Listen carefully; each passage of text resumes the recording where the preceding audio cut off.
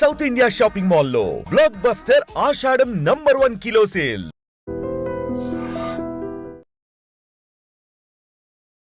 Sir Telugu వారయ్యండి మీరు ఇక్కడే అన్నీ నేర్చుకొని అటు బాలీవుడ్ అటు వెళ్ళిపోవడానికి రీజన్ ఏంటి సార్? ఎక్కువ కాలం అక్కడ ఉండిపోయారుగా. మాకు థర్డ్ ఇయర్ ఫైనల్ ఇయర్కి వచ్చేసరికి ఇంటర్న్షిప్ ఉంటుంది. సో ఈ సినిమాటోగ్రఫీ చేయాలని అన్నప్పుడు మనం ఎవరో ఒక డిఓపి దగ్గర వర్క్ చేయాల్సి ఉంటుంది. సో ఆ వర్క్ చేసే ప్రాసెస్లో అప్పుడు నేను ఏంటంటే కానీ సార్ ఈ క్రియేటివ్ ఫీల్డ్లో ఉన్నప్పుడు ఒకటేసారి 2 మంచి ప్రాజెక్ట్స్ ఒకే డేట్లో పడ్డాయంటే ఏది చూస్ చేసుకోవాలన్నా కొంచెం మాత్రం తికమక పడతాం కదా. ఇప్పుడు ఆ రైట్ టు చూస్లో ఏంటి అనేది డిసిజన్ మనదే. మనం ఒకసారి మనం రాంగ్ అవ్వచ్చు, ఒకసారి రైట్ అవ్వచ్చు. అట్లా నాకు కొంచెం అలాంటి ఇబ్బందులు అయితే నాకు జరిగినాయి. ఓకే, నాకు మంచి సినిమాలు వస్తే నా నెక్స్ట్ సినిమా ఏంటో నాకే తెలియదు, అసలు ఈ సినిమా ఎప్పుడైతుందో తెలియదు. సో ఎందుకు సెంథిల్ గారి దగ్గర కూడా రిక్వైర్మెంట్ ఉంది, సో ఒకసారి వెళ్ళి కలువు అని అంటే నేను సెంథిల్ గారిని కలిశాను. ఛత్రపతి, ప్రేమ దొంగ, అశోక్ 3 ఫిలిమ్స్ కంటిన్యూ చేశాను.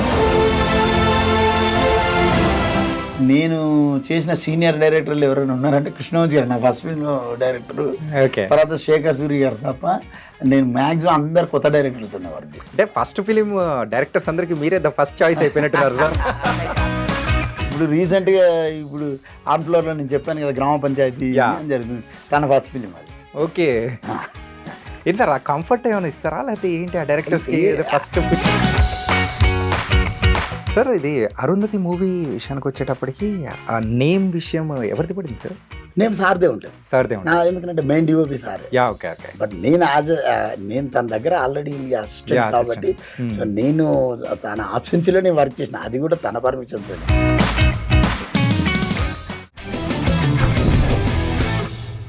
Hi guys, welcome to I dream. నేను మీ చాణక్య.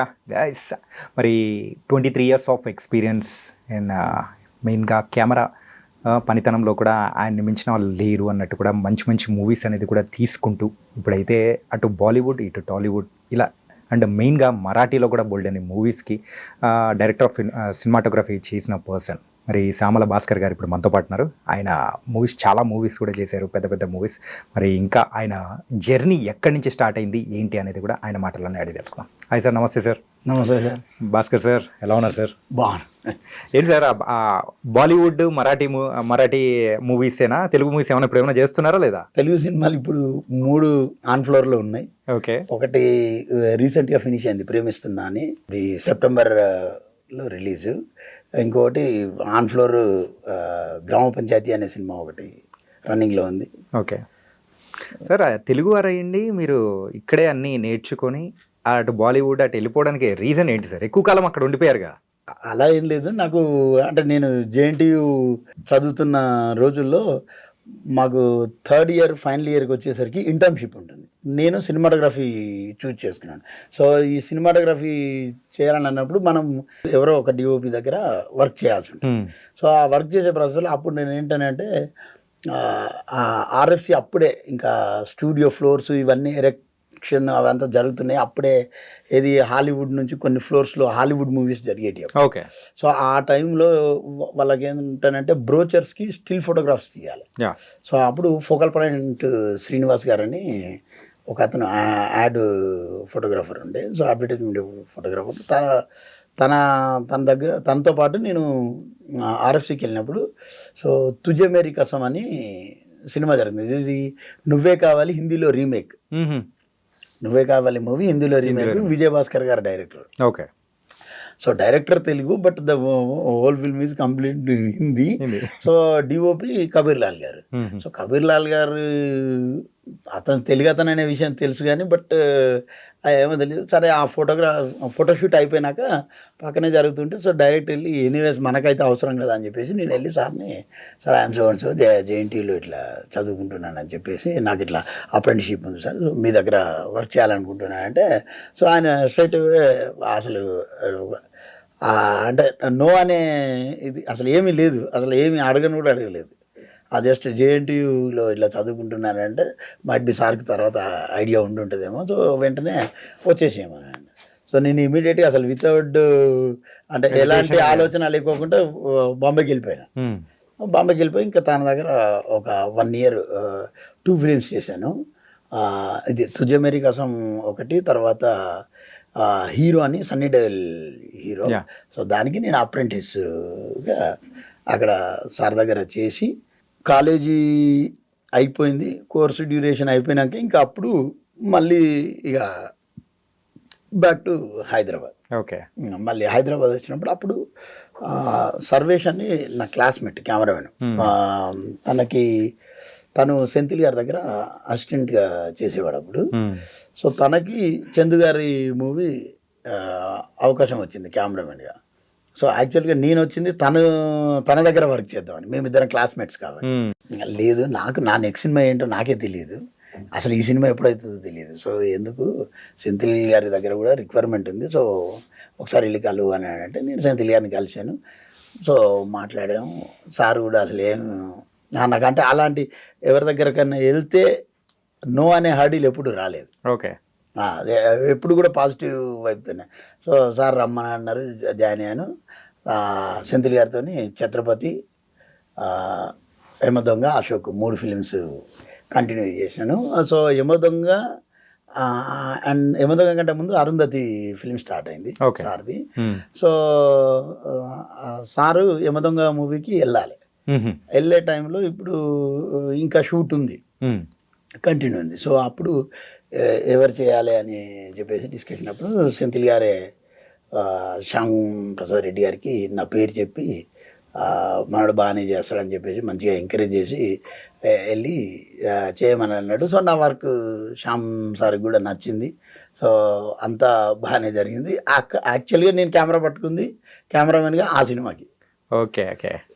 అప్పటి వరకు ఒక అసిస్టెంట్ గా కానీ అప్పటి వరకు సెకండ్ యూనిట్ హ్యాండిల్ చేస్తూ అట్లున్నారు. ఒక్కసారిగా డైరెక్ట్ అప్పుడు అది అలా కంటిన్యూ చేస్తూ ఇంకా ఆల్మోస్ట్ ఒక 40% నేనే షూట్ చేసిన అరుంధతి.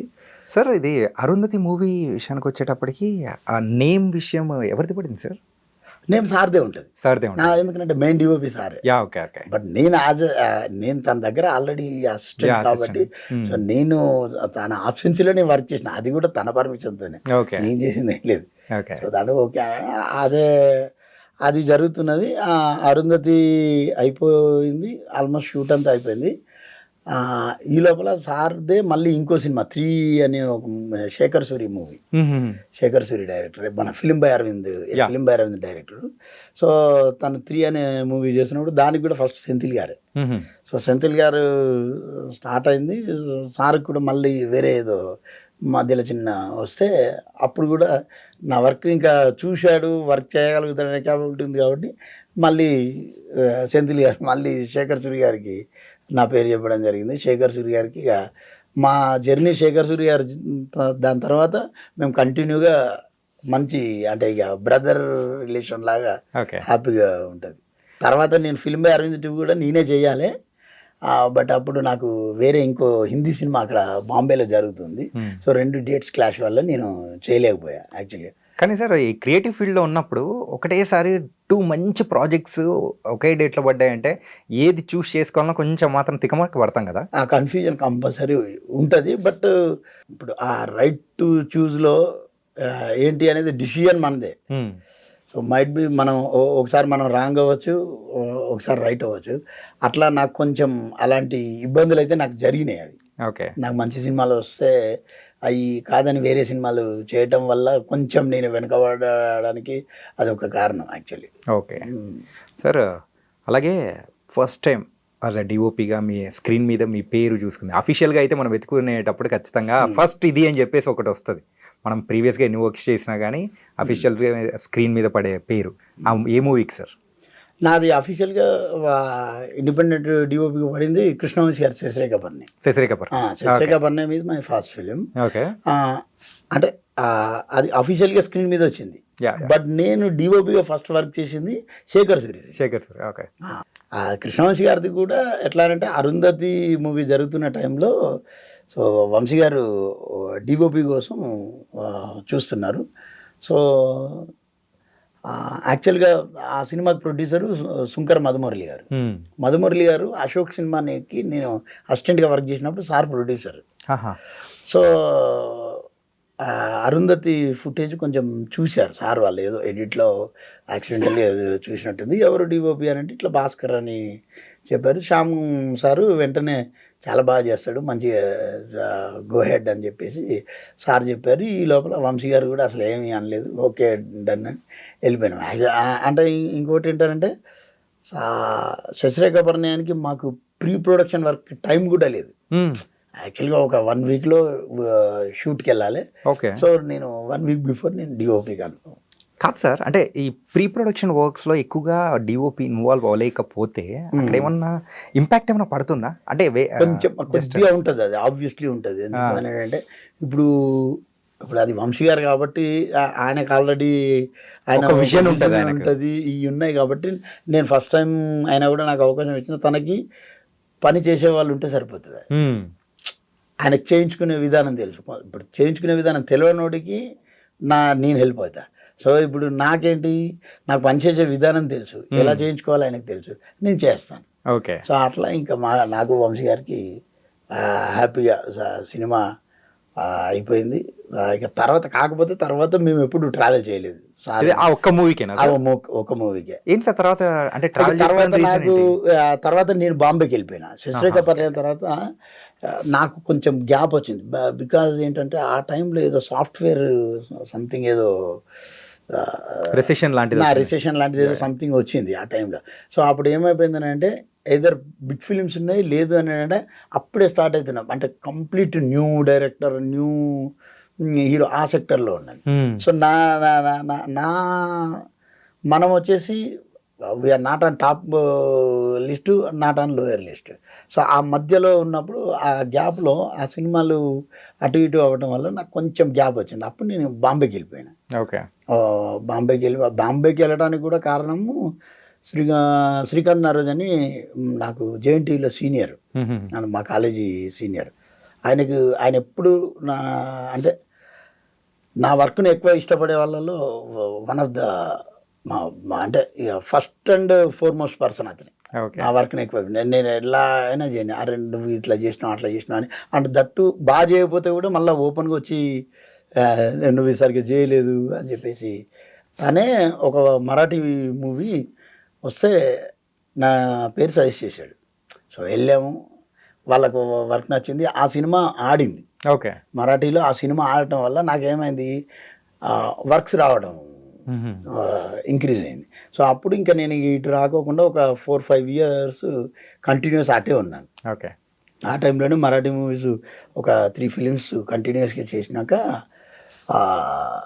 రాము గారి అసిస్టెంట్, మన D company director Vishram Sawant అతని పేరు. సో తన థర్డ్ ఫిలిము డిఓపి కోసం చూస్తూ ఉన్నప్పుడు అది కూడా మళ్ళీ శ్రీకాంత్ గారు రికమెండ్ చేసింది. ఓకే. యాక్చువల్గా ఎందుకంటే డి కంపెనీ శ్రీకాంత్ చేసాడు. సో థర్డ్ ఫిల్ము మళ్ళీ శ్రీకాంత్ అడిగితే నాకు కుదరదు, ఇట్లా భాస్కర్ మనోడు ఉన్నాడు అక్కడే చేస్తున్నాడు మరాఠీ ఫిలిమ్స్, ఇట్లా ఇవి చేశాడు అనగానే ఇమీడియట్గా వెళ్ళాము, కలిశాను. అది కూడా ఓకే. రందీప్ కూడా ఉన్న Sunil Shetty Hindi film operation Friday. Sir అది అయిపోయినాక నాకు ఇక ఫ్యామిలీ ఇక్కడ ఉంటుంది, నేను అక్కడ ఉంటున్నా. సో ఆ 2 ఇంబ్యాలెన్స్లో మళ్ళీ నేను హైదరాబాద్ షిఫ్ట్ అవ్వాల్సి వచ్చింది. సార్ మీరైతే ఒక మెయిన్ కెమెరామెన్గా చేస్తూ ఇట్లా ఎవ్రీథింగ్ ఇస్ సెట్ బాగానే ఉంది, కూల్ గోయింగ్ ఆన్ టైంలో మళ్ళీ మీరు ఇలా సెంథిల్ గారి కింద మళ్ళీ వర్క్ చేయడానికి రావడానికి అంటే రీజన్స్ ఏంటి? అంటే లైక్ బాహుబలి మూవీకి కానీ వీటన్నిటికీ అంటే ఇప్పుడు సెకండ్ యూనిట్ డిఓపి అని అంటే he is also a DOP. Okay. So ఇప్పుడు ఏంటి, ఇప్పుడు 2 యూనిట్లు జరుగుతూ ఉంటాయి. అక్కడ మెయిన్ డిఓపి గారు వేరే చోట వర్క్ చేస్తూ ఉంటారు. ఇప్పుడు ఇంకొక యూనిట్ పెట్టి ఇక్కడ వర్క్ చేస్తున్నప్పుడు సో మనం కూడా డిఓపి లాగానే. కానీ సెంథిల్ గారి దగ్గర మేము అసిస్ట్ చేసినాం కాబట్టి సెంథిల్ గారి వర్క్ని మ్యాచ్ చేయగలుగుతాం. ఓకే. ఓకే. ఎందుకంటే we know right from the beginning sir work ఏంటిది, ఎలా చేస్తారు ఏంటి అనేది మాకు తెలుసు కాబట్టి కంపోజిషన్ వైజ్ కానీ ఏదైనా కూడా సో మేము మ్యాచ్ చేయగలుగుతాం కాబట్టి సో తను మా పేరు చెప్తాడు. సో ఆబ్వియస్లీ వెళ్ళి వర్క్ చేయాల్సి వస్తుంది. సార్ అంటే ఈ పెద్ద మూవీస్కి మాత్రమే చూస్తుంటాం ఈ సెకండ్ యూనిట్ అండ్ ఇలా జరుగుతూ ఉంటుంది అని చెప్పి. ఎట్లా సార్ అది? అంటే ఒకే డేలోనే ఒకే టైంలో ఒక యూనిట్ వర్క్ చేస్తూ ఉంటారు కొంతమంది ఆర్టిస్టులతో. ఇంకొంతమందితో ఇక్కడ జరుగుతుంది ఇక్కడ రెండు చోట్ల జరుగుతుంది. అంటే అప్పుడు 2 డిఫరెంట్ టీమ్ 2 మూవీస్ చేస్తున్నట్టే. అంతే, ఇక 2 డిఫరెంట్ టీమ్స్. ఓకే. ఒకవేళ ఇన్ ఆప్షన్స్ ఆఫ్ సెంథిల్ గారు ఆల్సో మేము వెళ్ళి వర్క్ చేయటం కూడా జరుగుతుంది. అదే లైక్ ఇప్పుడు నేను చెప్పాను కదా, 3 సినిమా యాక్చువల్గా సారు వదిలేసాను, నాకు చేసుకోమని చెప్పారు. సో చేసాను, మొత్తం మూవీ చేసాను. ఓకే. సో అట్లా ఇంకా అది అంటే మనం ఇక వాళ్ళకి మన మీద నమ్మకం ఉంటుంది కాబట్టి మన వర్క్, మన కంపోజిషను, మన వే ఆఫ్ ఇది అవన్నీ వాళ్ళకు ఆ మ్యాచింగ్ లెవెల్స్ ఎప్పుడైతే ఈక్వల్గా ఉంటాయో సో వాళ్ళు మనల్ని పిలుచుకుంటారు అంతే. అట్లా నేను వెళ్ళి వర్క్ చేయడం అంటే ఇక ఇప్పుడు మనం ఎవరో బయట వాళ్ళ దగ్గర చేసే కంటే ఆయన దగ్గర పని నేర్చుకున్నాము, ఆయన దగ్గరనే అది చేసుకుంటాం. సో తన సినిమాలకి వర్క్ చేయడం ఇంకా అంతకంటే ఆనందం ఏముంటుంది సార్. 1 and 2 రెండు దానిలకు ఉన్నారా సార్? 1 and 2 రెండు. సార్ మరి అన్ని సంవత్సరాల ప్రయాణం ఏంటంటే బ్లాక్ హెయిర్ వేసుకుంటే వైట్ హెయిర్ వచ్చేలాగా అన్ని డేస్ అనేది కూడా జరిపినట్టు సరదాగా. ఇప్పుడు అంటే సినిమా మొత్తం మేము లేమండి. ఓకే. సో హార్డ్లీ ఎప్పుడో ఒకసారి ఉంటుంది, అంటే ఎవ్రీడే మేము లేము. నేను బాహుబలి జరుగుతున్న టైంలో నేను వేరే సినిమాలు చాలా చేశాను. నేను బాహుబలి జరుగుతున్న టైంలోనే ఏది మన వంశీ ఉన్నాడు, టైగర్ నాగేశ్వరరావు డైరెక్టర్. సో తనది Dongata film, first film. Okay. So అది చేశాను. దాని తర్వాత మిస్సెస్ సుబ్బలక్ష్మి అని ఇంకో వెబ్ సిరీస్ 2 చేశాను. మన లక్ష్మీ మంచి లక్ష్మి గారు. ఓకే. దాని తర్వాత విజయ్ ఎలకంటి అని ఇంకొక డైరెక్టర్ ఉన్నాడు. సో తనది కూడా ఫస్ట్ ఫిలిం. నేను మోస్ట్లీ నేను చేసిన సీనియర్ డైరెక్టర్లు ఎవరైనా ఉన్నారంటే కృష్ణవంశీ గారు నా ఫస్ట్ ఫిల్మ్ డైరెక్టర్, తర్వాత శేఖర్ సూరి గారు తప్ప నేను మ్యాక్సిమం అందరు కొత్త డైరెక్టర్లతోనే వర్క్ చేశాను. ఓకే. కొత్త డైరెక్టర్లు అంటే ఇప్పుడు వంశీ ఫస్ట్ ఫిల్మ్, అయ్యారే డైరెక్టర్ మన సాగర్ చంద్ర తన ఫస్ట్ ఫిల్మ్ అయ్యారే. తర్వాత ప్రదీప్ చిలుకూరి అంటే రీసెంట్గా అర్జున్ సన్ ఆఫ్ వైజయంతి చేశారు కదా, తన ఫస్ట్ ఫిల్మ్ రాజా జై వేస్తే. ఇప్పుడు నేను మరాఠీలో చేసిన 3 ఫిలిమ్స్ కూడా అందులో ఫస్ట్ ఫిలిం నేను ఎడంచి జాతర అని చేశాను. ఆ సినిమా డైరెక్టర్ ఫస్ట్ ఫిలిం అది. అంటే ఫస్ట్ ఫిలిం డైరెక్టర్స్ అందరికి మీరే ద ఫస్ట్ చాయిస్ అయిపోయినట్టున్నారు సార్. అలాగే అందరూ ఇప్పుడు రీసెంట్గా ఇప్పుడు ఆన్ ఫ్లోర్లో నేను చెప్పాను కదా గ్రామ పంచాయతీ జరుగుతుంది, తన ఫస్ట్ ఫిలిం అది. ఓకే.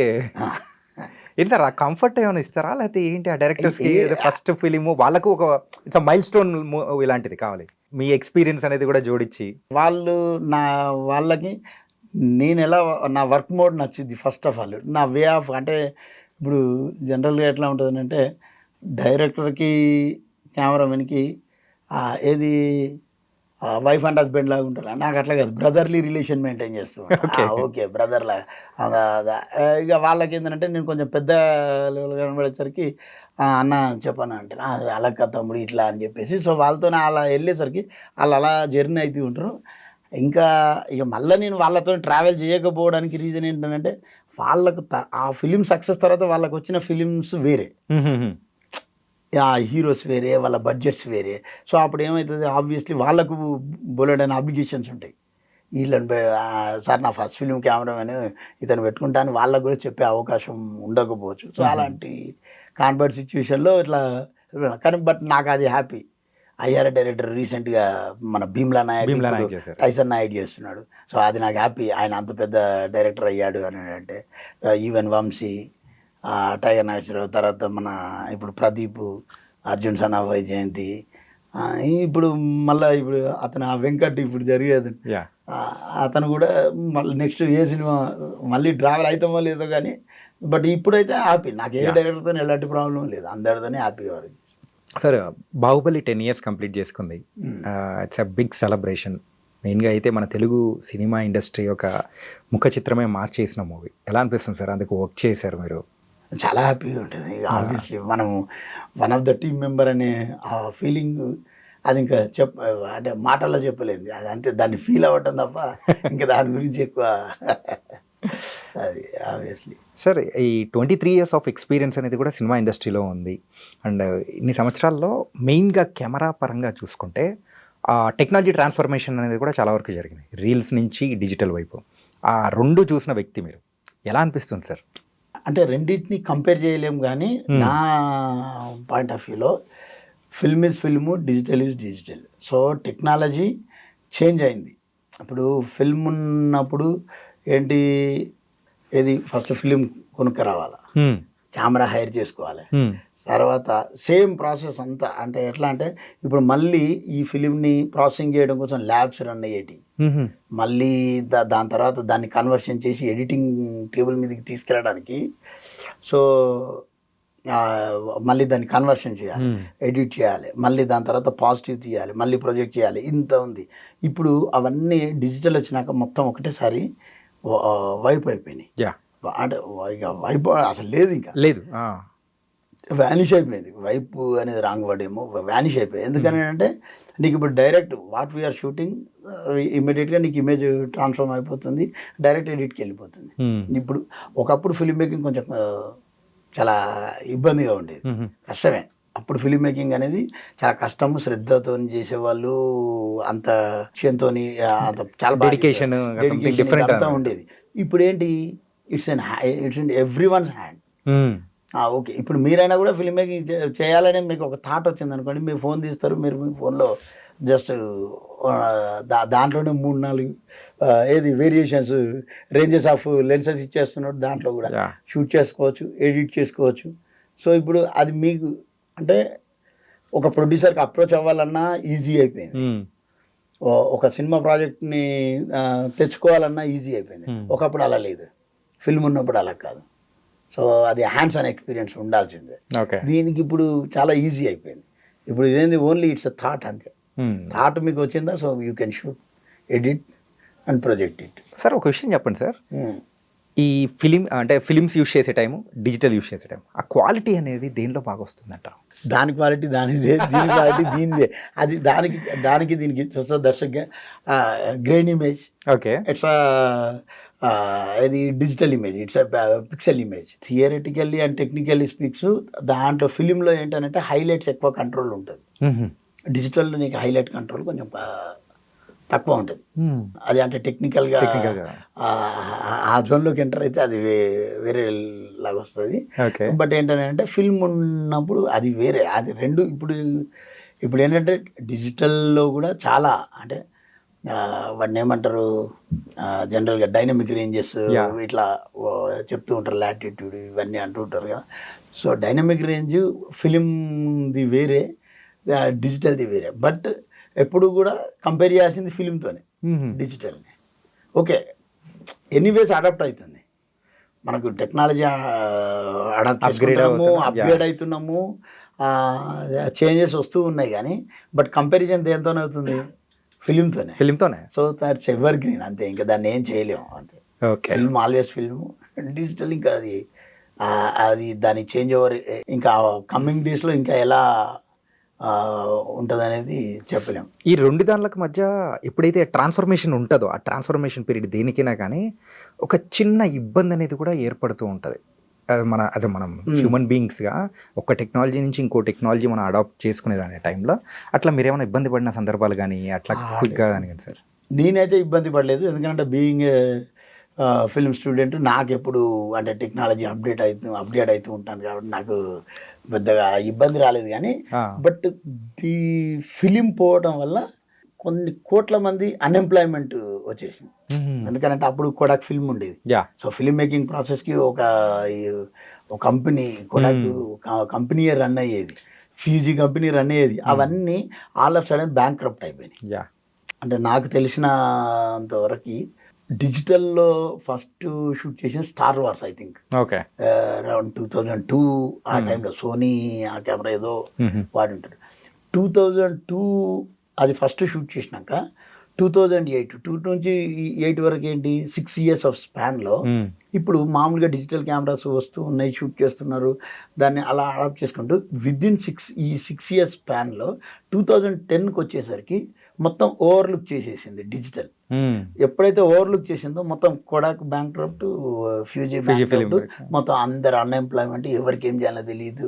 ఆ ఇబ్బందులు అయితే నేను నా కల్లారా కొంతమంది ఎంప్లాయీస్ని వాళ్ళు బాధపడుతూ చేయలేక ఊర్లోకి వెళ్ళిపోయి మళ్ళీ ఏంటో ఇది అనే అదైతే నేను చూశాను. అది కొంచెం బాధాకరమైన విషయమైనా కూడా బట్ ఇక టెక్నాలజీని అప్గ్రేడ్ అవుతూ మనం ముందుకు వెళ్ళాలి తప్ప అది పట్టుకొని మనం ఉండలేము. So we have to end of the day మనం సర్వైవ్ అవ్వాలి. సర్వైవ్ అవ్వాలంటే మనం ముందుకు వెళ్ళాలి. సార్ అంటే అప్గ్రేడ్ అవ్వాలి. అది వేరే పాయింట్ లేదు. సార్ యాజ్ ఏ కెమెరామెన్గా ఫ్రేమ్ పెట్టగానే అక్కడ ఉన్న ఫ్రేమ్లో ఉన్న పర్సన్స్ని చూడగానే మీకు ద వాహ్ వండర్ఫుల్ అని అనిపించిన యాక్టర్ కానీ యాక్టర్స్ కానీ ఎవరైనా ఉన్నారా? నేను చేసిన ప్రతి సినిమాలో నా హీరోనే ఆబ్వియస్లీ. అంటే కొన్ని అంటే ఫస్ట్ పెట్టగానే కొన్ని మనకు చిన్నప్పటి నుంచి చిరంజీవి గారు అంటే ఇష్టం ఉంటుంది, లేదంటే సూపర్ స్టార్ కృష్ణ గారు అంటే ఇష్టం ఉంటుంది. అంటే మీరు అడిగారు కాబట్టి చెప్తున్నా. నేను చిన్నప్పుడు అప్పుడు ఉదయం ఏది డైలీ న్యూస్ పేపర్ వచ్చేది, వీక్లీ వన్స్, ఫ్రైడే ఆర్ లేదంటే ఏదో ఒక రోజు ఫుల్ కవర్ పేజ్ వచ్చేది. ఏది ఏదో ఒక cinema poster, okay, Vijayashanti madam కర్తవ్యము ఇవన్నీ వచ్చేటి. సో ఆ మేడం అవి నా బుక్స్కి ఆ అట్టలు వేసుకొని ఇట్లా పోయేవాడిని. తర్వాత మొన్న సనాఫాయి జయంతికి నేను కంప్లీట్గా సెకండ్ ఇయర్ డిఓపి, ఏది దానికి రాంప్రసాద్ గారి డిఓపి సార్తో చాలా మంచి ఎక్స్పీరియన్స్. చాలా అంటే మనం నలుగురితో వర్క్ చేస్తే 4 నేర్చుకుంటాం. సో సార్ దగ్గర ఆయన దగ్గర ఉన్న ఏంటి టెక్నిక్స్ సార్ ఇట్లా అని చెప్పేసి అడిగితే, ఇప్పుడు మనకు తెలియని విషయం అడిగితే తప్పులేదు, అడిగి నేర్చుకోవటం. ఆ చిన్నోళ్ళైనా పెద్దోళ్ళైనా అడిగి నేర్చుకోవటం తప్పలేదు. చాలా మంచి ఇది. సో విజయశాంతి మేడంని నేను తర్వాత పోస్టర్లో చూడటం తప్ప నేను రియల్ లైఫ్లో ఎప్పుడు చూడలేదు, ఈ సినిమాకి తప్ప. ఓకే. సో మేడం ఇట్లా అని మేడంతో నేను చెప్తే షాక్. అవునా అంటే అవును మేడం, నేను ఓన్లీ ఇట్లా అట్టలు వేసుకుని తర్వాత మిమ్మల్ని ఫస్ట్ టైం నేను షూట్ చేస్తున్నాను ఇక్కడ అంటే అట్లా కొంచెం హ్యాపీనెస్ అది వేరే ఉంది. Super sir. సార్ మీ జర్నీ అయితే చాలా బాగుంది, కానీ ఎక్కడి నుంచి మొదలైంది ఇదంతా? ప్రాపర్ ఎక్కడ? నేను పుట్టి పెరిగింది వరంగల్. వరంగల్ దగ్గర ఎల్కుర్తి హవేలీ అని, అక్కడ నుంచి 24 కిలోమీటర్స్ ఉంటుంది. బట్ మా ఫాదర్ వీళ్ళంతా అక్కడే సెటిల్, వరంగల్లోనే సెటిల్. అమ్మమ్మ నానమ్మ వాళ్ళు అక్కడ ఎల్కుర్తిలో ఉంటారు. సో మా నాన్న సింగరేణి ఎంప్లాయీ. సో ఆయన సింగరేణి ఎంప్లాయీ అవ్వడం వల్ల నా స్కూలింగ్ అంతా బెల్లంపల్లి, ఇది మన ఇటు ఆదిలాబాద్ డిస్ట్రిక్ట్ బెల్లంపల్లి, తర్వాత గోదావరి కానీ ఇక అంటే ఆ కోల్ బెల్ట్ ఏరియా మొత్తం మన ట్రాన్స్ఫర్ అవుతూ ఉంటే అన్నీ ఇంకా అక్కడే ఆ బెల్ట్లో తిరిగాను.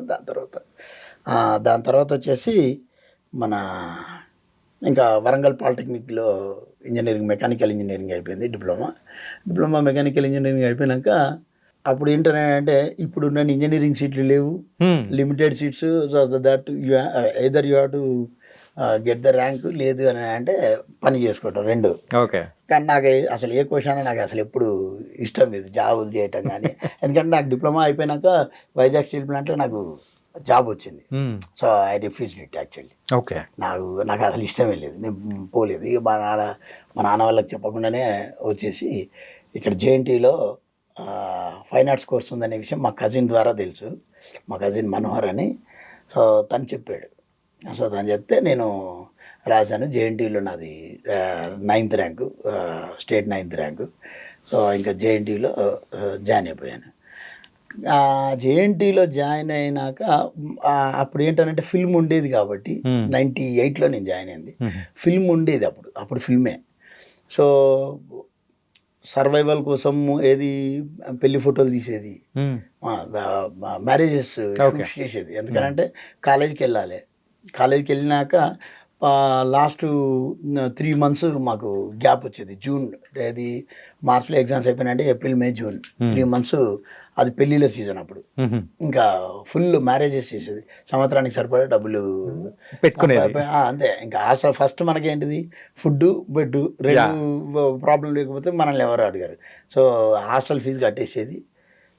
దాని తర్వాత నేను ఫస్ట్ ఇయర్ చదువుతున్న టైంలో మాకు అప్పుడు జేఎన్టీయూలో ఏంటనంటే ఒక పర్సన్ ఫోటోగ్రఫీ ఎగ్జిబిషన్ పెట్టాలి అని అంటే వాడేంటి డ్యూరింగ్ కోర్స్ డ్యూరేషన్లో 4 years ఆడు చదివి దాన్ని మొత్తం ఇలా ఉండేది అన్నాడు. అంటే అప్పుడు మాత్రమే ఎగ్జిబిషన్ పెట్టేవాళ్ళు.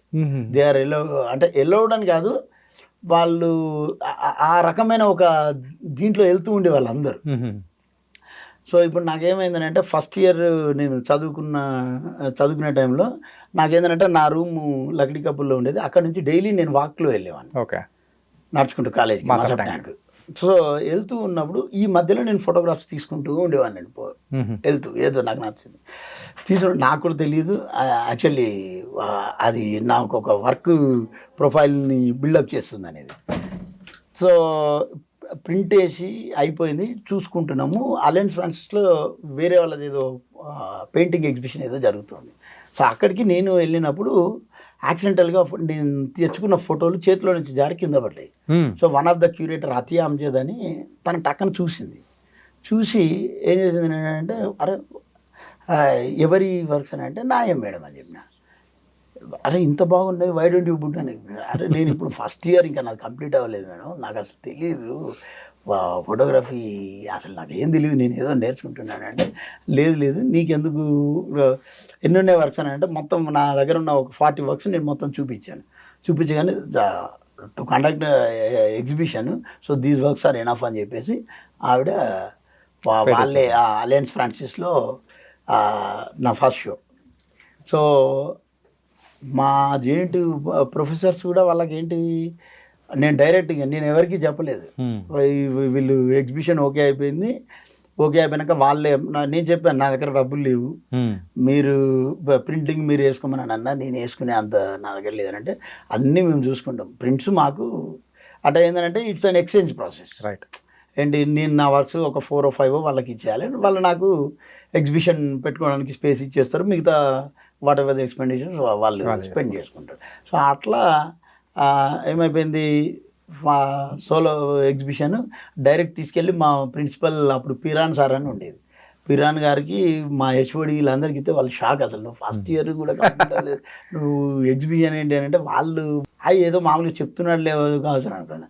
ద నెక్స్ట్ డే అన్ని పేపర్స్లో ఇట్లా ఫ్రమ్ జేఎన్టీ ఇట్లా సో ఫస్ట్ ఇయర్ స్టూడెంట్ అని అనగానే అప్పుడు వాళ్ళందరూ వచ్చి అప్రిషియేట్ చేయడం వల్ల దాని తర్వాత ఏంటంటే ఒక రికగ్నైజేషన్ వచ్చినప్పుడు మళ్ళీ మనం దాన్ని కాపాడుకోవాలి. సో అప్పుడు కాలేజీకి రెగ్యులర్గా వెళ్ళేది. అదే టైంలో నా వర్క్స్ అన్నీ జగదీష్ మిట్టల్ అని రీసెంట్గా చనిపోయారు, అతను ఆర్ట్ కలెక్టరు. సో తను ఏం చేశాడంటే నా వర్క్స్ అన్నీ తీసుకొని నా 3 years ఆఫ్ ఎడ్యుకేషన్ ఏదైతే ఉంటుందో మొత్తం తనే నేను చూసుకుంటా అని చెప్పేసి సో ఇచ్చాడు. ఇంకా నాకు ఇప్పుడు ఏమైంది, ఫుడ్ లేదు, కాలేజీ ఫీజులు కట్టే పని లేదు, పడుకోవడానికి ఎలాంటి ప్రాబ్లం లేదు, హాస్టల్ ఉంది. సో ఇప్పుడు వాట్ నెక్స్ట్, ఆ ప్రాసెస్లో నేను ఇంకా సినిమా అనేది 3rd yearకి వచ్చినాక నేను డిసైడ్ అయినా, ఓకే మనం సినిమాకి వెళ్ళాలనేది నాకు ఒకటి ఇంటర్నల్గా చిన్నప్పటి నుంచి ఒకటి రన్ అవుతూ ఉండేది, అది ఎందుకో తెలియదు. మీరు మీకు తెలిసి ఉంటుంది, టంగ్స్టన్ బల్బ్స్ ఉండేవి అప్పట్లో మనకి ఫిల్మెంట్. సో ఫిల్మెంట్ పోయినాక ఏంటి, ఆ బల్బును పడేసేవాళ్ళు. నేనేం చేసేవాళ్ళు, మా ఇంట్లో పోగానే దానిపైన దాన్ని తీసేసి దానిలో వాటర్ వేస్తే మనకు అది చూడగానే అది ఒక కాన్వెక్స్ లెన్స్ లాగా కనిపిస్తుంది, అంటే ఇమేజ్ బిగ్గర్గా కనబడుతుంది. వాటర్ వేసినాం అనుకోండి అది రౌండ్ షేప్లో ఉంటుంది, so it becomes a lens. So అట్లా అది చేస్తూ ఉన్నప్పుడు దాని తర్వాత ఏమైందంటే అరౌండ్ 6th or 7th ఆ స్టాండర్డ్ అప్పుడు చదువుతున్నప్పుడు మాకు అప్పుడు ఉండేది లైట్ ఏది పిన్ హోల్ కెమెరా అని చిన్నగా అది ఉండేది అప్పుడు సబ్జెక్ట్ ఒకటి ఆప్టిక్స్ మీద. ఓకే, అంటే అప్పుడు తెలుగులో అవి కటకాలు అని అంటారు. తర్వాత నేను ఇప్పుడు అసలు అవి కొన్ని మర్చిపోయాను, కానీ ఇమేజ్ ఏంటి ఇన్వర్స్ పడుతుంది అనేది అది మనకి తెలుసు ఉన్నదే. సో కాబట్టి ఇప్పుడు ఏంటి, ఈ ఇమేజ్ రివర్స్ పడేది వాల్ పైన, ఏది దీన్ని ఒక డార్క్ రూమ్ లాగా నేను తయారు చేసి సన్లైట్గా అది పెట్టి అప్పుడు ఫిలిమ్స్ కొనుక్కోలేవాళ్ళు, ఏదో చాక్లెట్లు అవి కొంటే 50 NBకి అవి తీసుకుంటే దాంట్లో 4-5 ఫిలిమ్స్ వచ్చేటి, అందులో ఏదో ఒక ఇమేజ్ ఉండేది. ఆ ఇమేజ్ని దీని ముందు పెడితే దీని నుంచి వచ్చిన లైట్ రేస్ దీని మీద పడి అక్కడ ప్రొజెక్ట్ అయ్యేది, అది రివర్స్ ప్రొజెక్ట్ అయ్యేది. సో ఇది నేను చేసేటప్పుడు మా ఫ్రెండ్స్ దగ్గర 5 వాడికి చూపించాలంటే వాడు నాకు 10 పైసలో 20 NBయో 25 NBయో ఇవ్వాలి, వాడు అట్లా అయితే నేను చూపించేది. ఓకే, సో అట్లా అది తెలియకుండా ఏదో రన్ అయ్యి నేను ఇందులోకి ఎంటర్ అయినాక ఓకే మనకు అది ఏదో ఇంటర్నల్గా ఉంది చలో అని చెప్పేసి సినిమాటోగ్రఫీకి ఇంకా నాకు మళ్ళీ వేరే ఏ డిపార్ట్మెంట్స్ అట్లా అని ఏం షిఫ్టింగ్ లేకుండా ఫ్రమ్ ద బిగినింగ్ సినిమాటోగ్రఫీ అనుకొని అలా షిఫ్ట్ అయిపోయి అలా షిఫ్ట్ అయిపోయి కబీర్ లాల్ గారిది చెప్పింది. యా మీరు చెప్పారు సార్. సో కబీర్ లాల్ గారి దగ్గర ఆ నుంచి నా జర్నీ స్టార్ట్ అయింది. సార్ ఇది మీరు చాలా మంది యాక్టర్స్ వర్క్ చేశారు కదా, సో వాళ్ళ గురించి కాస్త మాకు తెలియని విషయాలు ఏదన్నా ఉంటే చెప్తే బాగుంటుంది అనుకుంటున్నా. మెయిన్ మీ ఫస్ట్ మూవీ అఫీషియల్గా తరుణ్ గారు అండ్ జెనిలియన్ గారు, అదే శశిరేఖ పరిణయం, ఎలా ఉంది సార్ అక్కడ వాళ్ళతో కానీ ఎలా నేను ఇప్పుడు ఏ సినిమా చేసినా కూడా నాకు ఏ ఆర్టిస్ట్తోని యాక్టర్తో కానీ ఎలాంటి ప్రాబ్లం ఉండదు.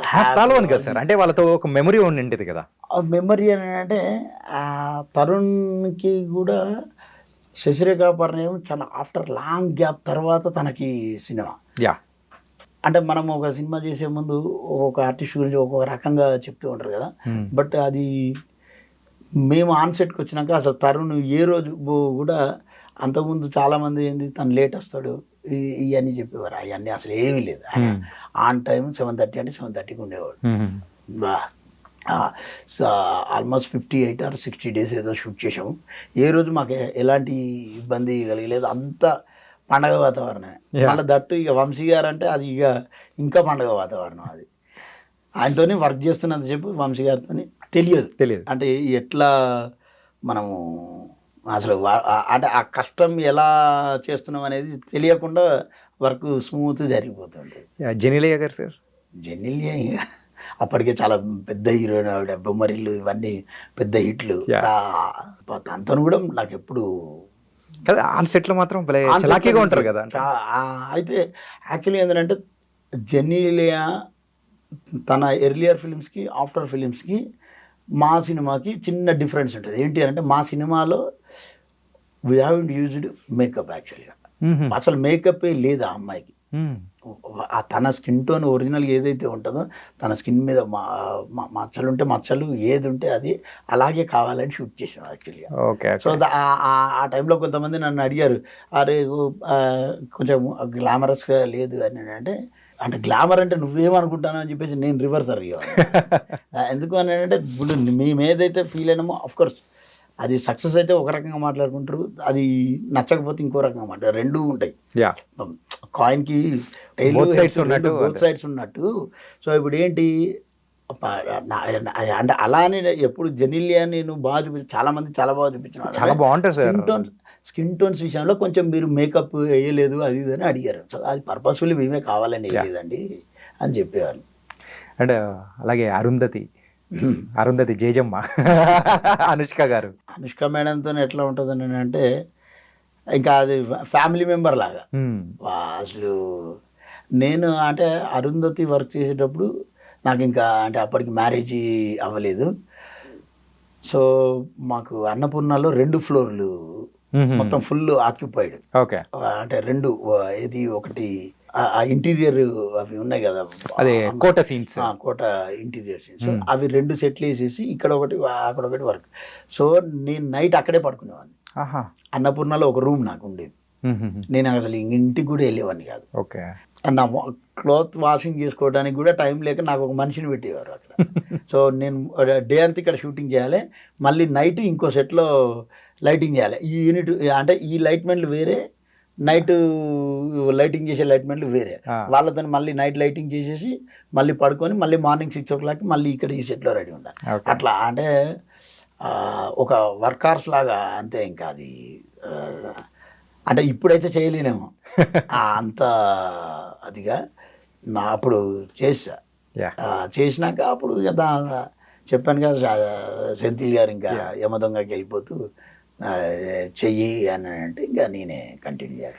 అరే ప్రెజెంట్ ఇంకా నెక్స్ట్ మూవీస్ ఏం రాబోతున్నాయి సార్? ఇప్పుడు ప్రెజెంట్ భానుశంకర్ గారని రీసెంట్గా రాజధాని ఫైల్స్ చేశాడు, సరదాగా కాసేపు. తర్వాత తను ఒక 10 films దాకా చేశారు. తనది ప్రేమిస్తున్నా అని మన సాత్విక్ అని చైల్డ్ ఆర్టిస్ట్, కేడి సినిమాలో చైల్డ్ ఆర్టిస్ట్ ఉన్నాడు కదా, ఆ కుర్రోడు హీరోగా. ఇంకో కొత్త అమ్మాయి మన చిత్తూరు అమ్మాయి, వీళ్ళిద్దరు కాంబినేషన్లో ప్రేమిస్తున్నా అని ఆల్రెడీ మీకు లిరికల్ వీడియో వచ్చింది, చూసి ఉంటారు. అది సెప్టెంబర్ యాక్చువల్గా August 1st అనుకున్నాము. అది కొంచెం అనివార్య కారణాల వల్ల కొంచెం వెనక్కి పోయే ఛాన్స్ ఉంది. అది కూడా ఇంకా నాకు డేట్ ఏంటి అనేది ఇప్పుడు మన మన కన్వర్జేషన్ అయిపోయినాక నేను వెళ్ళి అడిగితే నాకు తెలియదు. So we are coming on August 1st or 5th అనేది, September 5th అనేది. సో అది ఆ సినిమా ఈ సంవత్సరం మంచి అంటే మంచి సినిమాల్లో అది కూడా ఒక మంచి సినిమా. సూపర్, బాగా చాలా బాగా వచ్చింది సినిమా. ఎవ్రీ వన్ ఈజ్ తను యాక్చువల్గా భానుగారితో కూడా నేను ఎప్పుడు వర్క్ చేయలేదు. మా ఇద్దరి మధ్యలో కొలాబరేషన్ ఫస్ట్ టైం. అది కూడా ఎట్లా అంటే మా కొలీగ్ ఒక అతను ఉన్నాడు ఈశ్వర్ అని, తను ఫస్ట్ మేనేజర్కి నా పేరు చెప్పాడు. సైమల్టేనియస్లీ అదే రోజు ఏమైంది అని అంటే ఆ యాక్సిడెంట్ అనుకోకుండానే నేను ప్రసాద్ ల్యాబ్కి వెళ్ళాను. కోటగిరి వెంకటేశ్వరరావు గారు ఉన్నారు, సో సార్ కలిచారు. ఏం చేస్తున్నావు అది అంటే ఏం లేదు సార్ ఖాళీగానే ఉన్నాను అంటే, ఇట్లా భానుగారిది ఒక సినిమా జరుగుతుంది చేస్తావా అని. సినిమా చేస్తామని అడిగితే ఇంకా అంతకంటే హ్యాపీ ఉంది సార్, చేస్తాను నేను అనగానే సార్ ఫోన్ చేసి చెప్పారు. 5-10 minutesలో భానుగారు కాల్ చేశారు.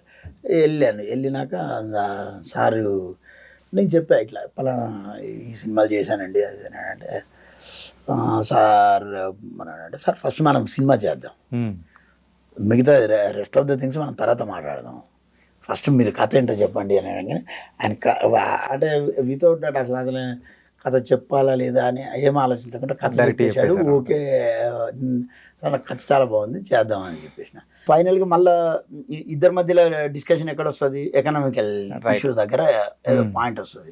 సో అది కూడా ఏం తీసుకురాలేదు, నేను అసలు ఏమి మాట్లాడలేదు. ఆ సారే ఫోన్ చేశాడు, సార్ నేను ఇప్పుడు మీరు ఈ రెమ్యునరేషన్ ఇది అవన్నీ మాట్లాడు సార్, నేను మిమ్మల్ని అడగలే, మనం సినిమా చేద్దామని అనగానే ఆయన నాకు ఎప్పుడు ఆ తర్వాత అంటే మా ఇద్దరి మధ్యలో ఒకటి అంటే నేను ఫస్ట్ టైం డైరెక్టర్స్తో నేను ఎందుకు ఎక్కువ చేస్తున్నాను అనే దానికి ఇప్పుడు నేను మంచి ఇది చెప్తాను. ఏంటనంటే ఫస్ట్ డే షూటింగ్ జరిగింది. ఫస్ట్ టైం చేసేటప్పుడు వాళ్ళకి మనం ఏం చేస్తాము, ఇప్పుడు తను కూడా 10 సినిమాలు చేశారంటే 10 మంది కెమెరా వెళ్ళని చూసి, సో మన వర్క్ ఏంటిది అనేది ఆ డిఫరెన్స్ ఆయనకి ఆ 1 dayలో కనిపించింది. కనిపించింది అండ్ వర్క్ చాలా ఫాస్ట్గా వెళ్ళిపోతుంది. సరే ఫస్ట్ డే కదా మనకు అది ఏదో డిసైడింగ్కి కొంచెం టైం పడుతుంది.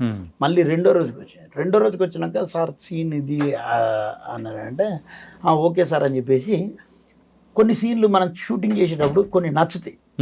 ఆ నచ్చినప్పుడు ఆ ఎక్సైట్మెంట్లో నేను ఏం చేశానని అంటే ఆయన రోల్ కెమెరా అనే ముందే నేను రోల్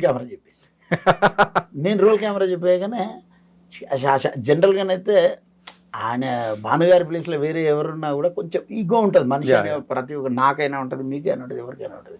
సో ఆయన ఏం లేదు, ఆ రోల్ కెమెరా అన్నట్టు రోల్ అయిపోయింది, కట్ చెప్పాడు. మళ్ళీ నెక్స్ట్ ఇంకోటి ఏదో చేస్తుంటే నేను మధ్యలోనే కట్ చెప్పా అనగానే ఏంటి అని. ఇప్పుడు అంటే తనకు వేరే ఎవరో వెళ్ళి అరే ఆయన కట్ చెప్తున్నాడు, యాక్షన్ చెప్తున్నాడు, మీరు చెప్పండి అని అంటే మధ్యాహ్నం లంచ్లో ఆయన అంటే నాకు అది చాలా బాగా నచ్చింది. నేను అప్పటి నుంచి ఇంకా ఆయన నేను అసలు అరే ఇట్లా ఉండాలి కదా డైరెక్టర్, ఒక బ్రదర్లీ రిలేషన్ ఇక మాకు మేము ఇక ఫ్యామిలీ మెంబర్స్ లాగా అయిపోయినాం. ఆయన ఏం చెప్పాడంటే వాళ్ళకి చూడు ఆయనకు ఆ సీన్ నచ్చింది కాబట్టి ఆయన ఎగ్జైట్మెంట్లో అది చెప్పాడు, లేదు అని అంటే ఆయనకు చెప్పాల్సిన అవసరం లేదు. ఓకే నువ్వు నేను యాక్షన్ చెప్తా, కట్ చెప్తా, ఆ రోల్ కెమెరా అన్నట్టు ఆయన పని ఆయన చేసుకుంటాడు. సో ఆయన ఫీల్ అయిండు అని అంటే నేను ఎంత బాగా రాసిన, నేను బాగా రాశాను కాబట్టి ఆయన అది ఫీల్ అయింది కాబట్టి అది చెప్పిండు అని చెప్పేసి. సో అట్లా ఇంకా ఏ రోజు నాకు అసలు ఒక 48 days చేసాం సినిమా, నాన్ స్టాప్ షూట్ చేసాం. మధ్యలో ఒక 2 days ఏదో చిన్న డేట్స్ ఇష్యూ వల్ల షూట్ ఆగింది తప్ప మాకు వేరే ఇంకా ఏది లేకుండా చాలా బాగా. ప్రొడ్యూసర్ కూడా చాలా కొత్త ప్రొడ్యూసర్, మొన్న రీసెంట్గా రిలీజ్ అయిన ఆ సాంగ్ కూడా వాళ్ళే ఒక ఛానల్ IBM ఛానల్ పెట్టేసి వాళ్ళ ఛానల్లోనే రిలీజ్ చేశారు సాంగ్. సాంగ్ చాలా బాగుంది. సో అట్లా నాకు కొత్త డైరెక్టర్స్తో అంటే వాళ్ళు ఇష్టపడటానికి ఎందుకు అని వాళ్ళు చెప్పింది నేను తొందరగా ఎక్కించుకొని వాళ్ళకి ఏది కావాలో వాళ్ళు అనుకున్న దానికంటే ఎక్కువ డెలివరీ చేసే అది ఉంటుంది కాబట్టి అందుకే వాళ్ళతోని నేను ట్రావెల్ అవుతాను. Super sir. And me journey కానీ అండ్ కంప్లీట్ ఒక్కసారి అబ్జర్వ్ చేసుకుంటే కూడా చాలా సూపర్గా అనిపించింది. ఇంకా చాలా మంచి మంచి మూవీస్తో ఇంకా రావాలని కూడా మనస్ఫూర్తిగా కోరుకున్నాం. థ్యాంక్ యూ భాస్కర్ గారు. Thank you so much.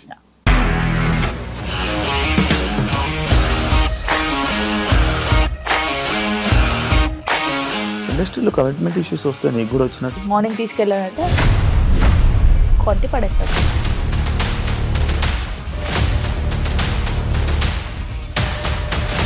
ఒక్కళ్ళు కూడా చూడలేదు ఈ సినిమా అని చెప్పడానికి కూడా చాలా ధైర్యం కావాలి. అది నిజం కదా, దాంట్లో ధైర్యం ఏంటి? ఇది నెక్స్ట్ డే ప్లేట్ మార్చేస్తే తప్పు కదా. As of now we are comfortable this అని నేను అనుకుంటున్నాను. రష్మిక గారిది మీది ఒకే ఊరు అంట కదా. నీకు కోపం వచ్చిందంటే బాగా తిట్టేత్తరా? తిట్టేద్దామండి. నిజంగా గేమ్ ని ఎలా చేంజ్ చేయగలిగారు? ఏపీఎస్ఎఫ్సి వాళ్ళకి 6 నెలల్లో నేను 6 లక్షలు కట్టా. బిజినెస్ చేయాలనుకుంటే it is as difficult as riding a tiger.